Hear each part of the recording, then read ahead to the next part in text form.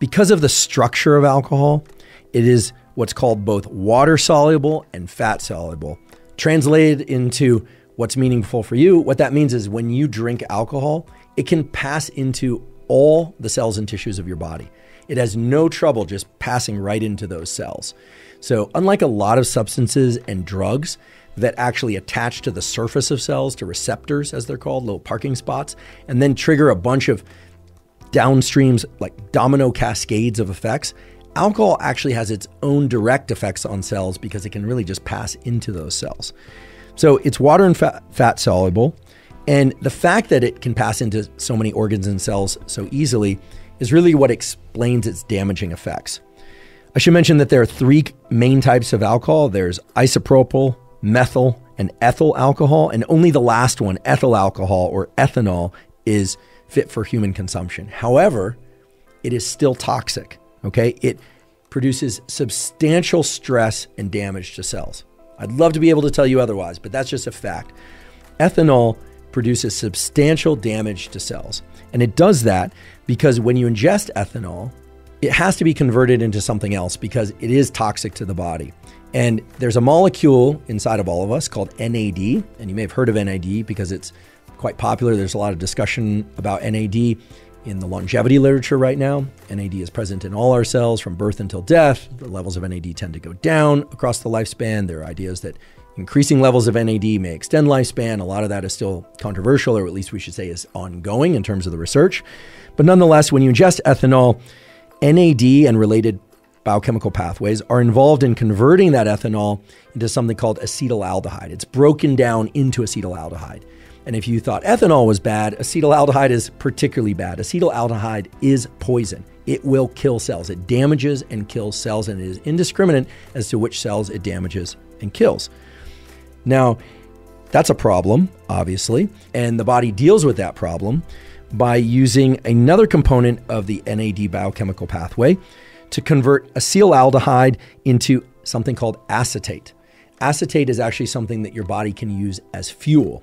And that process of going from ethanol to acetaldehyde to acetate does involve the production of a toxic molecule, right? Again, acetaldehyde is really toxic. And NAD, and if we want to get technical, it's the NAD to NADH ratio. And that chemical step is the rate-limiting step to ethanol's metabolism. What does that mean for you? What that means is that if your body can't do this conversion of ethanol to acetaldehyde to acetate fast enough, well, acetaldehyde will build up in your body and cause more damage. So it's important that your body be able to do this conversion very quickly. And the place where it does that is within the liver. And cells within the liver are very good at this conversion process. But they are cells and they are exposed to the acetaldehyde in the conversion process. And so cells within the liver really take a beating in the alcohol metabolism events. So the key thing to understand here is that when you ingest alcohol, you are, yes, ingesting a poison, and that poison is converted into an even worse poison in your body, and some percentage of that worse poison is converted into a form of calories that you can use to generate energy, generate ATP. And the reason why alcohol is considered empty calories is because that entire process is very metabolically costly, but there's no real nutritive value of the calories that it creates. You can use it for immediate energy, but it can't be stored in any kind of meaningful or beneficial way. It doesn't provide any vitamins. It doesn't provide any amino acids. It doesn't provide any fatty acids. It's truly empty calories. I know some people talk about sugar as empty calories, but sugar actually is a far better fuel source than alcohol or acetate. But nonetheless, when you ingest alcohol, some percentage is being shuttled into a worse poison and some is being shuttled into a fuel source.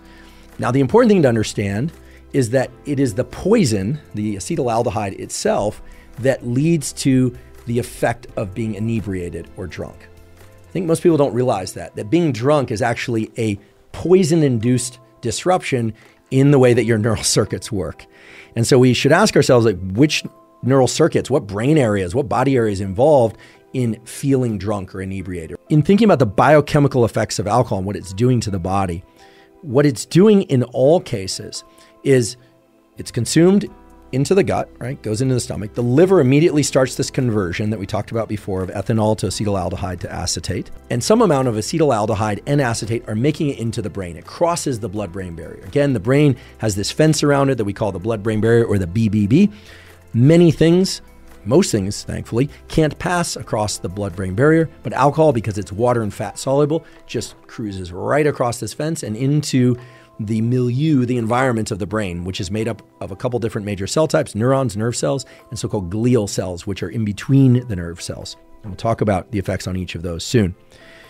So what happens when alcohol gets into the brain that makes us feel tipsy or drunk, and in some people makes people feel really especially energized and happy? Well, alcohol is indiscriminate in terms of which brain areas it goes to. Again, it doesn't bind to particular receptors, but it does seem to have a propensity or an affinity for particular brain areas that are involved in certain kinds of thinking and behavior. So one of the first things that happens is that there's a slight, at least after the first drink or second drink, there's a slight suppression in the activity of neurons in the prefrontal cortex. This is an area of your neocortex that's involved in thinking and planning, and perhaps above all, in suppression of impulsive behavior. So if you go to a party and they're serving alcohol and people are consuming drinks, what you'll notice is that a few minutes into that party, the volume of people's voices will increase. And that's because people are simply not paying attention to their voice modulation. As other people start speaking more loudly, other people are speaking more loudly. We've all had this experience, right, of going to a party and then you step outside for a moment and you go, oh my goodness, I was shouting. You come home the next day, you got a sore throat. It might be that you picked up some sort of bug, some virus or something. But oftentimes it's just the fact that you've been shouting all night just to be heard, because as the prefrontal cortex shuts down, people stop modulating their level of speech quite as much. Also notice that people start gesticulating more. People will start standing up and sitting down more. They'll start walking around more. If there's music on, people might spontaneously start dancing. All of this is because these areas of the prefrontal cortex normally are providing what's called top-down inhibition. They are releasing a neurotransmitter called GABA onto various parts of the brain. They're involved in impulsive motor behavior and thought patterns. And as you shut down the prefrontal cortex, that GABAergic suppression of impulses starts to be released. So people will say things that they want to say without so much forethought about what they're saying.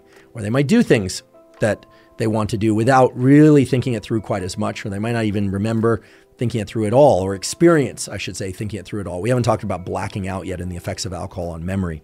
But as long as we're there, I'll just tell you that alcohol has a very strong effect in suppressing the neural networks that are involved in memory formation and storage. This is why oftentimes we forget the events of a night out if we've been drinking.